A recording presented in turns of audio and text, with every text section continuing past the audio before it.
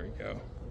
What's going on, guys? Chris Moulton, Andrew Martin from the Union Report, and we have Kai Greene with us, the captain, right? Mm-hmm. Everything that I wanted to know had to do with your captaincy and what that means to you.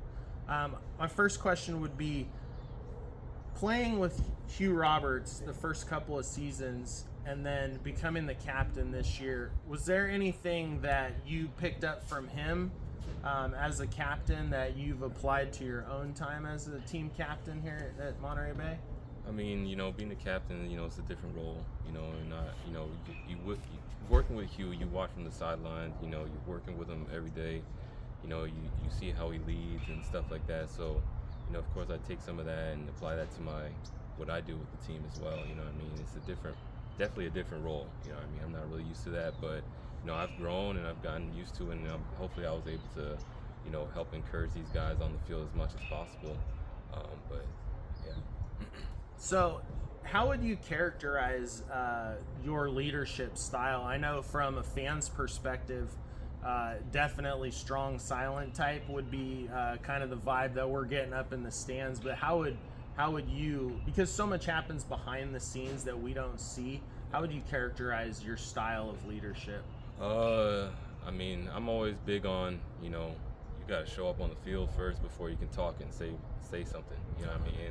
I'm not that type that's, unless you're consistent, you don't honestly have the right to say anything. That's how I view stuff like that. So I just want to play well, be consistent, and then, you have the right to, start to direct guys and tell them what to do.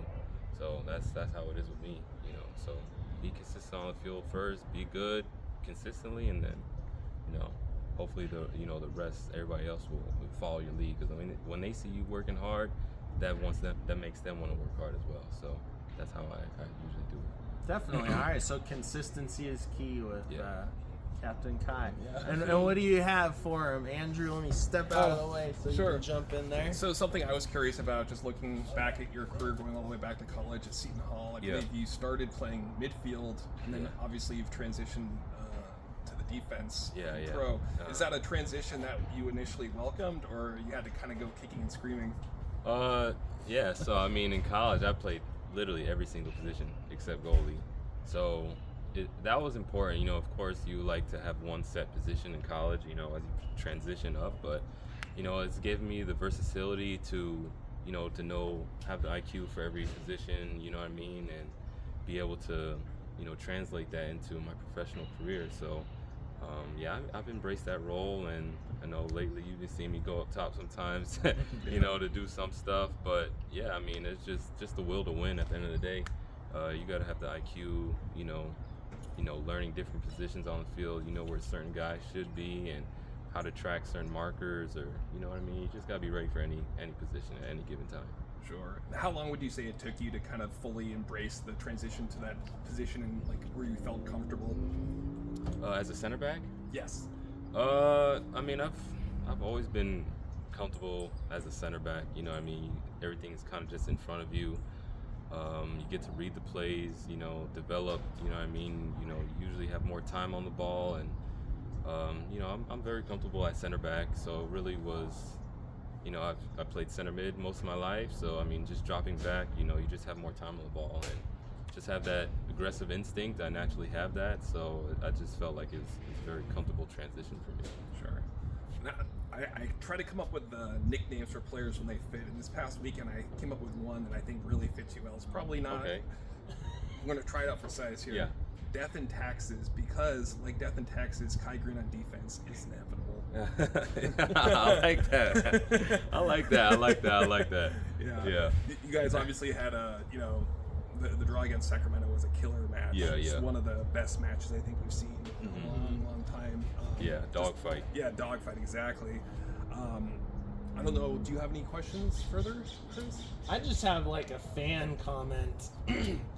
So for me personally, obviously, anyone that's a fan of this club, one of probably their greatest memories was the LAFC game. Yeah. And I know, obviously, you play on the back line, but you came up for PKs in that game, yeah. and I'll never forget your celebration when you hit that. Yeah. You know, I was like, that's my dude right there. He can't repeat what that gesture meant.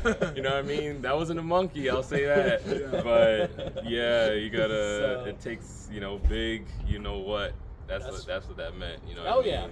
In that moment, you know, just, you know, get out of your comfort zone. You know, nobody wants to be the guy that misses, but at the same time, you got to step up. At the end of the day, that just applies to life. You know what I mean? Right. You got to take risks outside of your comfort zone. Otherwise, you're just going to stay here your whole life.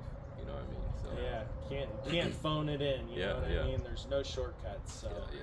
That's all the questions I have. Andrew, you have anything else? No, I think that's it. I mean, we want to get you out of here in time, but we appreciate you taking the time to talk with us. Absolutely. And good luck with the rest of the season. Yeah, of course. Thank you, guys. Awesome. All right. Yes. Thanks so much. Appreciate it. Thank you. Thank you. All right, guys. Thanks. Take care. You too. You too.